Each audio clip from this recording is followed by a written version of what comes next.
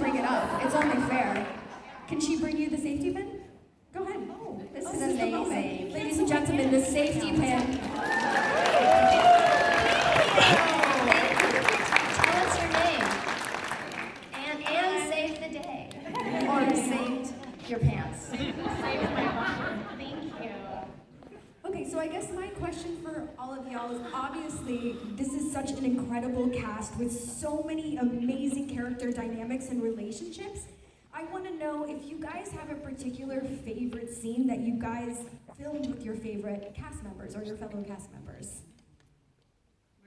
Where to begin? I'll start. Okay, I would say my absolute favorite scene that I filmed was with David in the episode Dear Boy in the water tank, where I take out the cross and I say, God doesn't want you, but I still do. And it was just, sometimes on set magic happens, and that was one of those magical days with the two of us, and we didn't even want to leave set in between setups because we just felt like we were in this magical place and that everything, we didn't want to ruin it. We were just like, everything's so good right now. Like, we don't even want to like go get water. Like, everything's so good.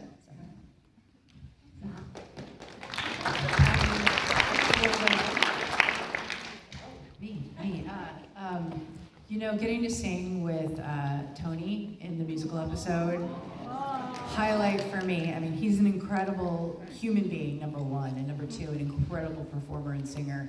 If you've seen the man in his kit for Rocky Horror, enough said. He has a few safety pins. Yeah, yes, he does, and some really snazzy heels.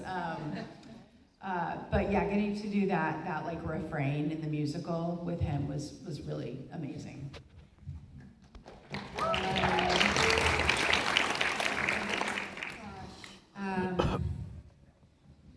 I mean, that's just so hard. I love working with everybody for very different reasons.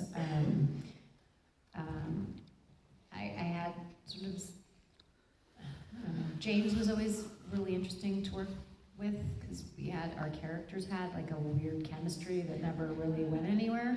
I mean, that just was never on the books, but we kind of leaned into it and we had fun doing it. But then I really, honestly, with Slayers, with her podcast, and sort of revisiting Anya from a different point of view, I think was like my new, like that crowned it. Being a dog and a monster and myself and interacting with characters I hadn't really had much time to spend with, including this genius over here, and that was really cool.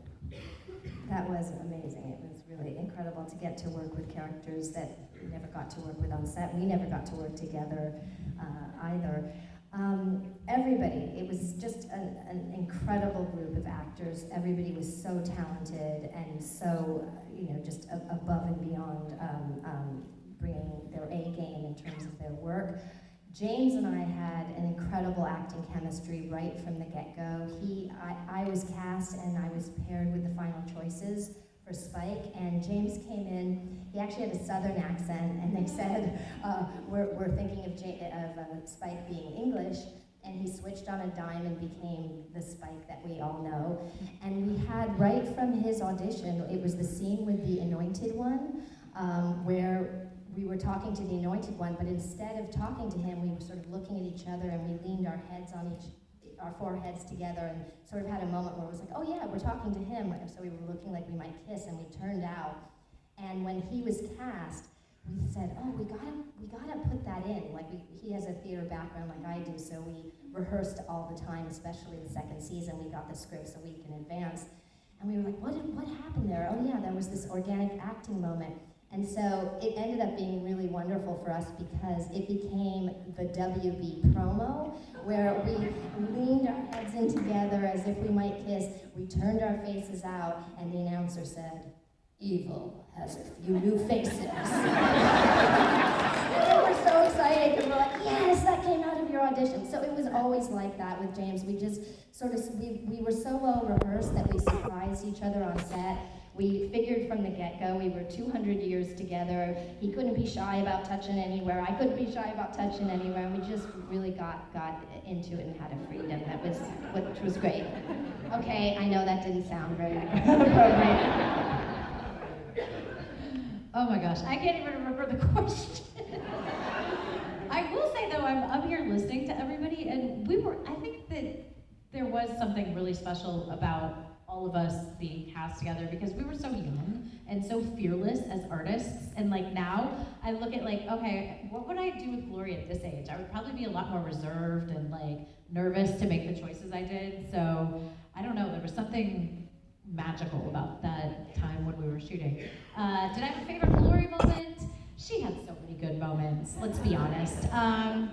I think overall my favorite episode was the 100th episode because it was about me, and I did get to kill Buffy, and yeah, got to do a lot of stunt work too, which was fun.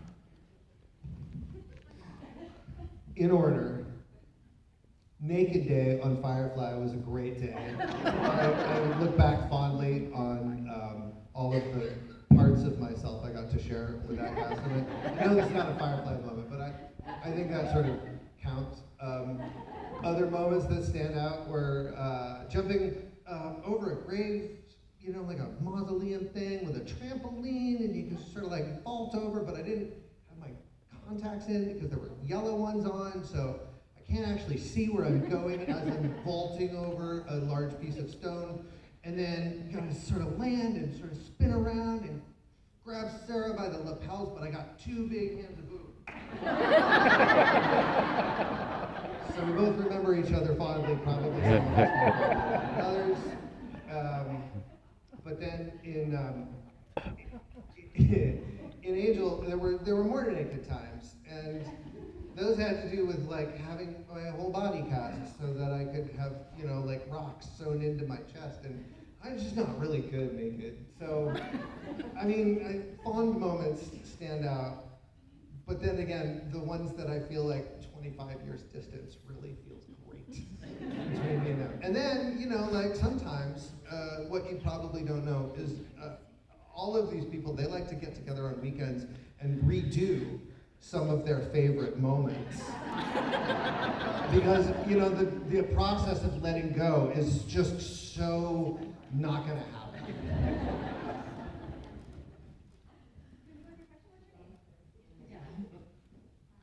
Now that we've talked about your favorite scenes, I was wondering, what is your least favorite scene or episode?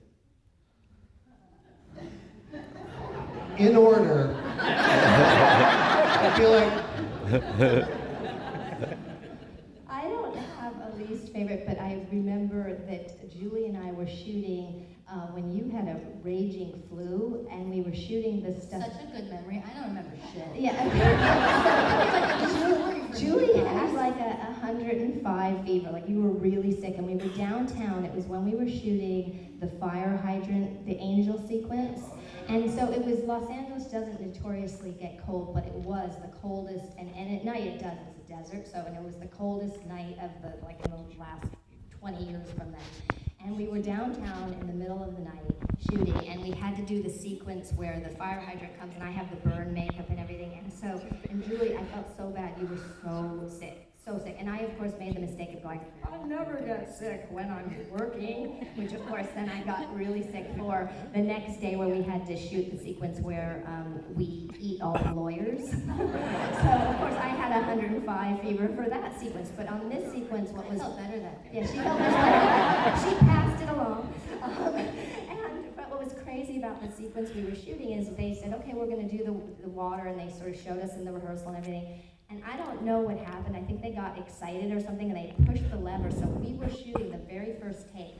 The water was so strong, and it came, and we were just trying to sit upright, and both of us are like not trying to ruin the take. You want to get through a take, so we kept going, and I'm crying. I think I'm going like, it hurts, or something. I'm like moaning as Drew, right? But I'm trying to keep my emotion going, and we're just trying to sit up with this flood of water, and they yell cut, and the whole set laughed, like 300 people laughed because it was just so They crazy. basically waterboarded us. Yes, exactly. So that was a little bit challenging with your fever and everything. My least favorite, and there's a picture, I think, sitting on my table of it. When Darla was pregnant, and I was like supermodel pregnant, like I said I wanted to be supermodel pregnant, so like I had a pillow, you know, it was a fake thing, and it looked good. But then when they put me on the table and they made this fake belly, that thing was disgusting. It was huge, and it had veins, and I remember the cast, this was on Angel, sorry, and this is Buffy. But the Charisma and David and everybody was there around the table, and everybody was like, that thing is gross. Why did you make it look so gross? Like, it just looked gross. I would say anytime I had to be in the makeup, those were bad days. I mean, they were blessed days, great days. But, I get really like claustrophobic, and by the end of, not even by the end of the day, like probably 2/3 through the day, I would just be like coming out of my skin and like peeling it off. Don't do that. Because you were working like 17 hours sometimes. Yeah, they're so long, you know, or if it's hot out and you're, you know, full. But the taking it off was amazing. You know, it was like they'd heat up the cloth, the towels, in the microwave. Yeah, that was nice. That's nice. So it was a good memory. I don't have any bad memories. I take it back. It's all good. There was one time they tried to put a prosthetic on Glory, like some sort of laceration, and I was like, that's not happening. I'm not doing that. I've been watching these minions come in at like 3 in the morning and get all prosthetic up and then have to stay late, and I was like, Glory, she don't do prosthetics. No. I'm trying to think of like scenes I didn't like. I mean, it was always fun being on set. I mean, it's like film camp. You're there and you're like hanging out, and sometimes it's boring because you're waiting, and especially on a show with tons of makeup effects and special effects and like we did practical effects also, so not just the digital, but like the real deal. And we were shooting on film. We were, I think what were the last show that shot on? Desperate Housewives was. Oh, was it the last? That was a crossover. You crossed over. So we were shooting on Super 16, and like, so it's very different than shooting digitally. You can just shoot, and we would run on film, and then they'd have to like, you know, so there was a lot of waiting around. So for me, I guess the worst part of it was the boringness of waiting. I read a lot of books. But getting to do the stuff, like what's the saying? Who was it? Was it Laurence Olivier? They pay you for the waiting, the work you do for free, right, Woodzo? I'm sending it to you now. All right, thank you so much. Oh, Michael Caine. Sir Laurence Olivier said, never let him see you act. That's right. We all are, You Amber. look amazing. Thank you. Oh my gosh, I love it. I have a question for Julie. Since you were also on Roswell, which one do you like better, vampires or aliens? Buffy panel. I mean, I definitely like vampires better. I'm just gonna be really honest. I think vampires are sexier than aliens. Let us do. It depends on what kind of alien you are. Thank you. Oh, you were just a friend filming? That's nice of you. Oh, you waited in line. So, well, thank you. Thanks, Mom.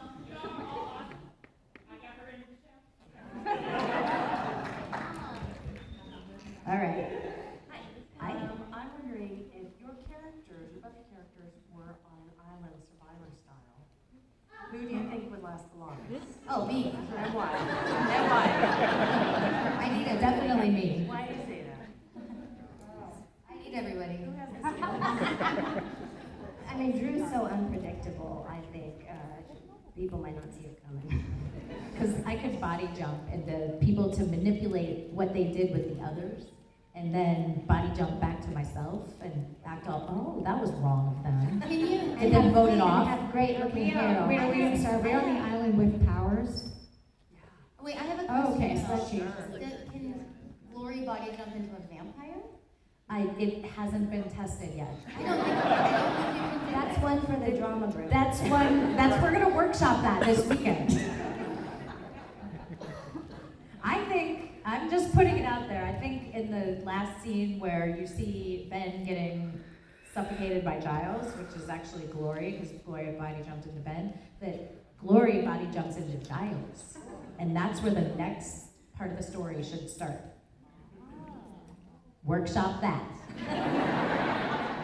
I think I just tell you, I think this might be a controversial take, but I think Anya without powers would last longer than Anya with powers. She's scrappy. She's really scrappy. She was a fighter. She was a survivor. So powers is just easy. You can kind of, rest on your laurels, so to speak. But I think having to fight, I think Anya, she was. She was kind of a little brat.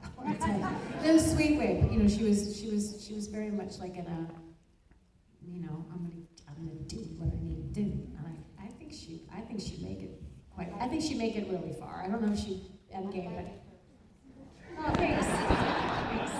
I want to make the case that you would have maybe kept the only boy around for like 75% of the way, and then maybe kept me alive to eat parts of, but selectively and slowly. It's just, I'm gonna say I would have hung around longer because of lunch. We're not workshopping that. Thank you. Hi. You are all incredible. Your hair is incredible. Thank you. I love it. There's a lot coming from Glory. Is there anything that you wish you could have done with your character that you didn't have a chance to do on the show? I would have liked to have been in the musical episode. Yeah, I would have loved that too. A dancer and a singer or something. Yeah. I think I'd love to have worn this outfit with my friend right here. If you could just take a minute and just appreciate everything that's happening. No, you, please, stand up, stand up. I think take a spin. Like this nightclub owner would have been where I would have gone straight away. I feel like I did everything. I mean, I rode a horse through fire, I was waterboarded, I was buried alive, I sang, I died multiple times, I came back naked in a box. I was exhausted.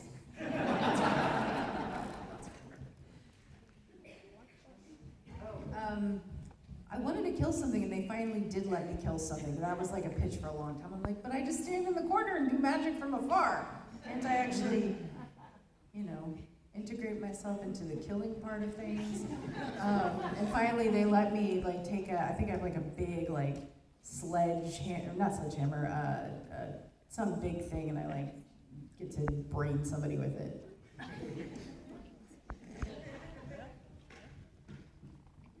Is that it? Did we all answer? Thank you. Thank you so much. Yeah, thank you. Hi. Hello. Hi, I'm Caitlin, and first of all, I just want to say I love you all so much. Like everyone in this room, the show was and is such a huge part. I'm tearing up. Oh my God. Such a huge part of who I am, and I first watched the show while trying on my communion dress in 2nd grade when it premiered, with my whole family in the room.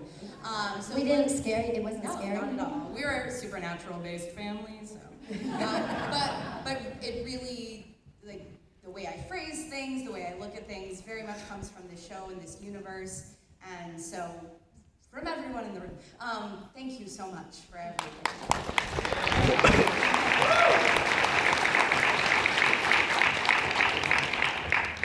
And also, in addition to being a fan, I'm also a high school theater teacher. So I was curious, if you did theater in high school or college, what parts did you play, or do you wish you had? I directed a play in high school, and it was awful. It kind of turned me off from directing. But I did a lot of musicals, even though I can't sing. I would say that the role I was really born to play was Marty in Grease. I just directed that. Yeah, Freddie, my love. That's the 3 notes I can sing. Yeah, I played that part like 3 times. Great. In high school and college. I played Frenchie in Grease. And I had a big red wig. I always went all out in high school. Like, I needed to get out of Ohio as soon as possible. Because they were like, okay, we're doing Grease. And I'm like, immediately, like, in Columbus, at the thrift stores, like, trying on things. I played Tessie and Annie when I was really young. Trying to think what else. But the role, I think my best theater role, and this is when my parents were like, oh, I think you do have some talent as an actress. I was like, thanks, it took me graduating NYU and doing that. Is when I did the national tour of Miracle Worker. I played Helen Keller, and it was really an amazing experience. And the girl who played Annie Sullivan, we had like a very deep relationship. We worked on that. We talk about rehearsing. We like rehearsed, and then I was able to do the role for like 8 months. So it was crazy. I had a lot of injuries from that, scars from, that's not how I skinned my knee. I just fell. There's my skinned knee. That's why I'm crossing like this. I was not in drama in high school or grade school or anything. I was a professional ballerina, so I danced young and then was dancing professionally for a number of years. So it wasn't until later that I started studying and then doing a lot of theater, and then just was like, oh, I love this. I love this so much. I did a lot of high school plays, whatever.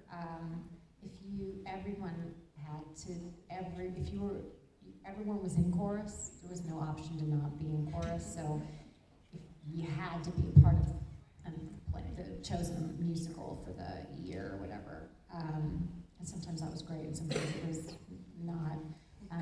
The only time I really wanted,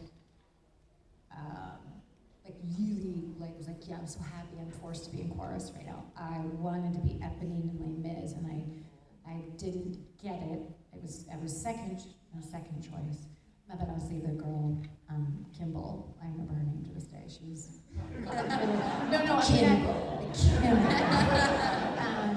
no, she was phenomenal. She's still one of the most pure, beautiful voices I've ever heard. Still to this day. She doesn't actually do it for a living, and I'm like, wow, this is such a waste. Like, you were gifted beyond measure. She was absolutely phenomenal. So like, that's fine. It's here. It's yours. Like, I can't. It was always yours. That is what was the question, right? Like, yeah. Did you do anything in high school? Yeah. I mean, I did sign up for drama club. So, I couldn't tell you one thing we did. I think we did a Crucible. I don't know. I think it was horrible. It was like unwatchable. I would have really enjoyed a drama school. There just weren't that many drama enthusiasts at the school. Music, yes, but not like straight drama. But that was my theater experience. I was like, I don't ever want to go back. Like, it wasn't the most enjoyable. This stuff is great, but I didn't have this like deep theater experience that so many people had. I would have liked to have had it, but it wasn't it. Was meant to be. What are you directing next? We're working on The Importance of Being Earnest, and we just cast Sixth the Musical, 6th teen edition, and we have just a lot going on. Hey, Woodso, you want to go last? You want me to go last? No, you go last. Okay. Okay. In a charming coincidence, there's a Pippin joke for Holden in Buffy, and that was my first high school production. I was in 6th grade, which made it extra super great because all of the, high school girls were, so solicitous to this 6-year-old dork there. And it was very exciting because the guy who played Pippin had to take me in the stage. I had a pet duck. The duck died. And in the performance, he knelt down next to me, and he's supposed to say, "Theo, this is a very sick duck." And he blew the line completely and said, "Theo, this is a very suck dick." Dude, you should have gone last. That's like.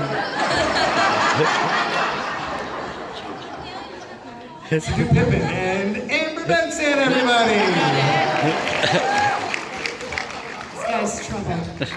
Capital T rhymes with J, so Jonathan. I did 1 year of real high school before we moved to Los Angeles and I started acting as like a kid actor. But that 1 year of high school was here in Orlando at Dr. Phillips High School. Yep.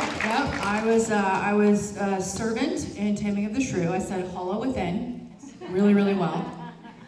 And then I actually played a servant once in Taming of the Shrew. yeah, see, I knew we had simpatico. We have serving vibes.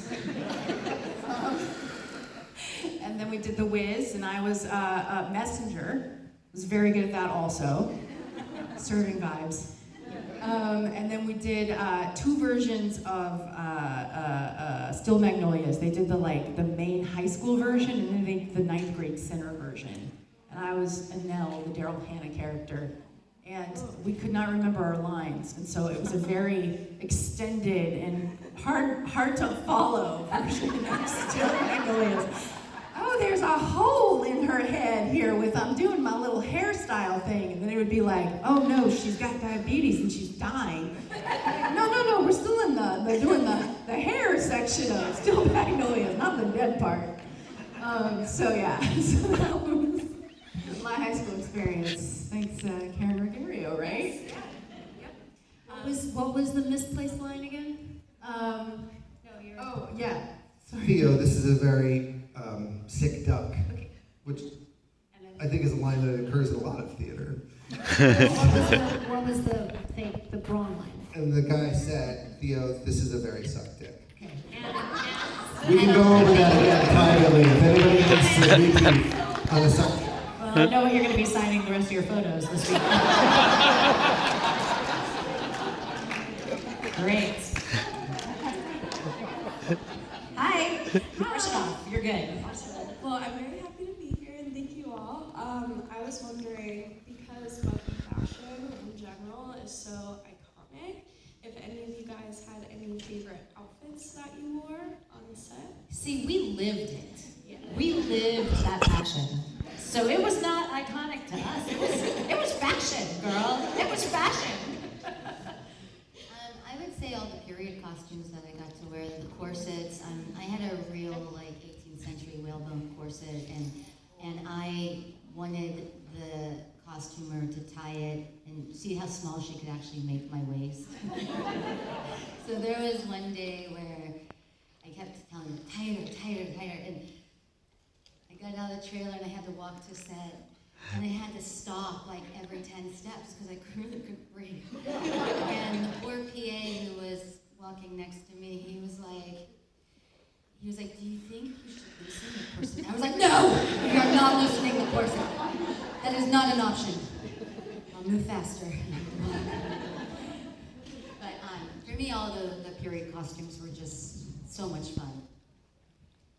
I would have liked I think the Anya bunnies. Yeah. That's pretty, that was really cool. I would have liked to have kept that. But I don't know what happened to it. I sold it at an auction, which was great, charity, but I would have liked that.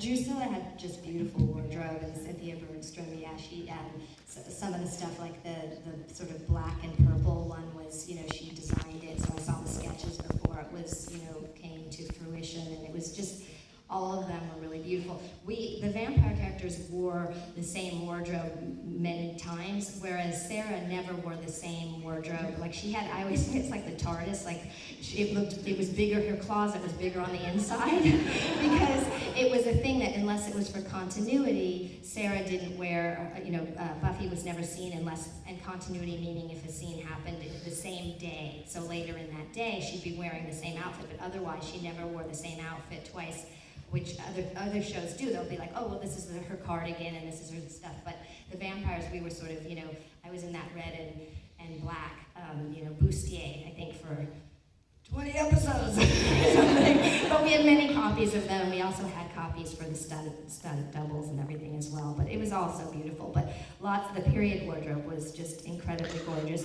Not the most comfortable always to be corseted for 17 hours a day, but it also helps you because it's what it was like in Victorian times to be, cinched. And you could recline. That's what you could do. Do you remember how small you got? Do you remember what size you were? Really small. I couldn't breathe. Yeah. It was bad. That's what fainting couches are for.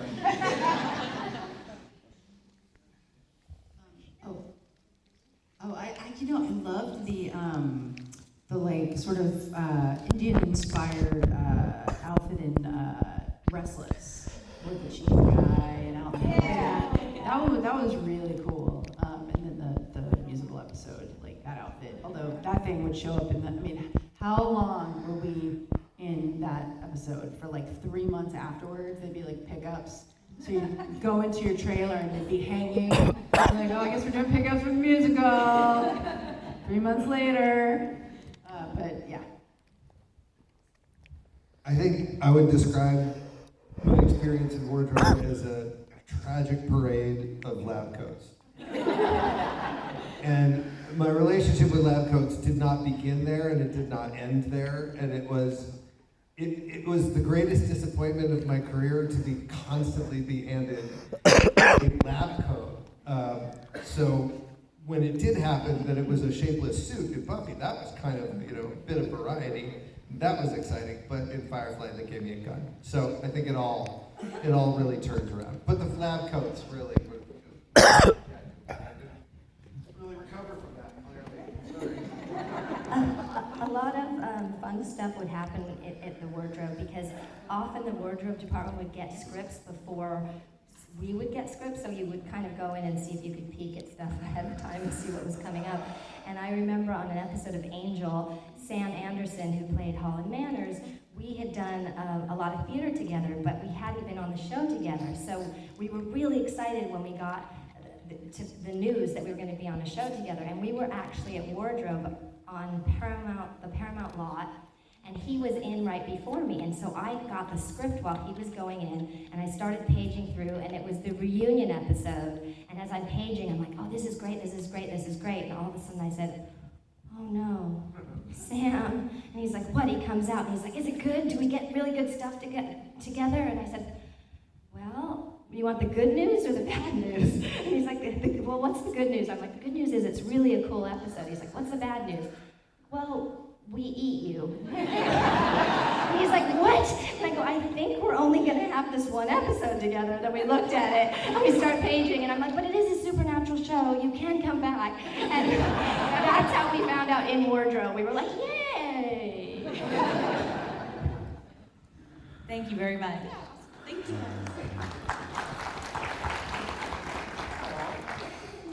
I'm about 2/3 of the way now through the Slayers podcast that Amber wrote, and a couple of you were in with her. Emma, the 3 parts you're playing have had me laughing throughout. I hope it finds a life somewhere beyond Audible. You should have seen her in the booth. Seriously, because she would be doing it like to her, like she didn't stop and do one character. She was going back. It was brilliant. It was amazing. That's what I was going to ask, is did you actually get to work in person together, or were you recording separately, or did you get to play? All together. Anthony was on a Zoom, but everybody else was there. But he was in the room too in his sequences.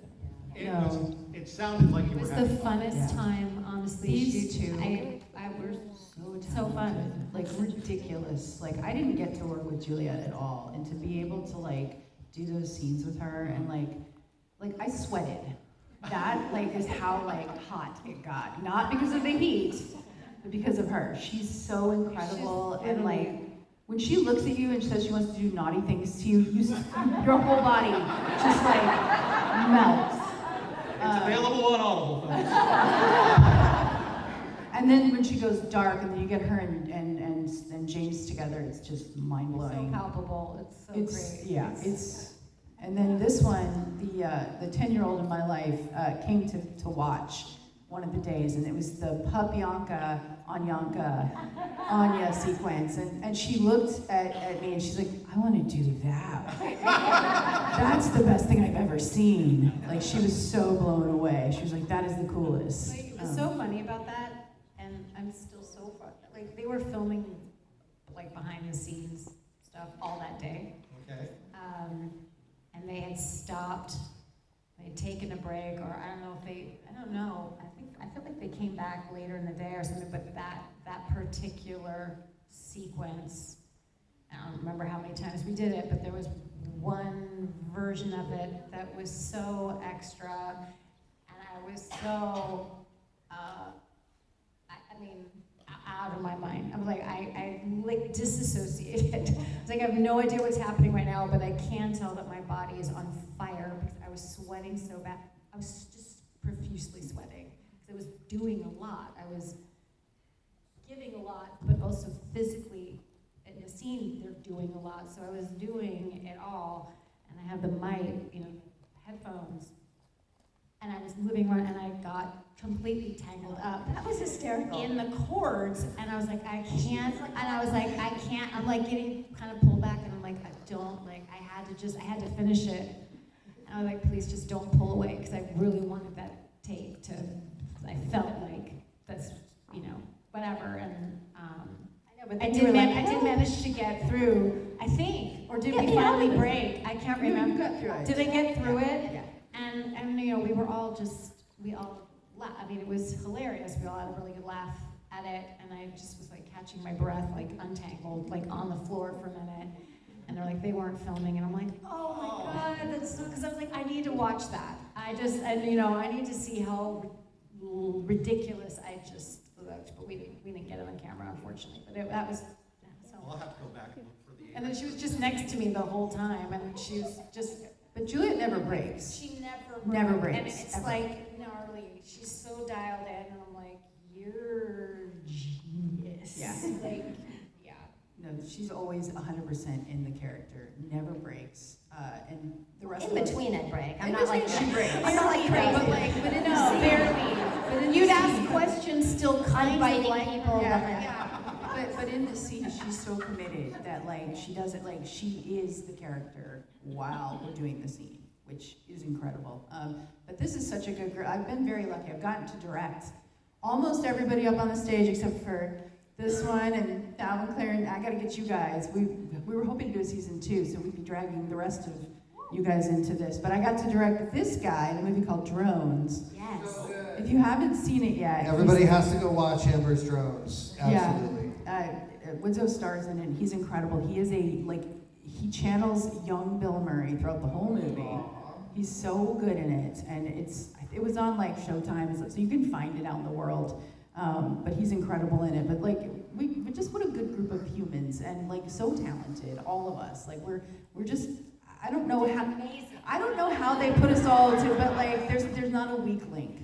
You know? We're all just gonna start making out later.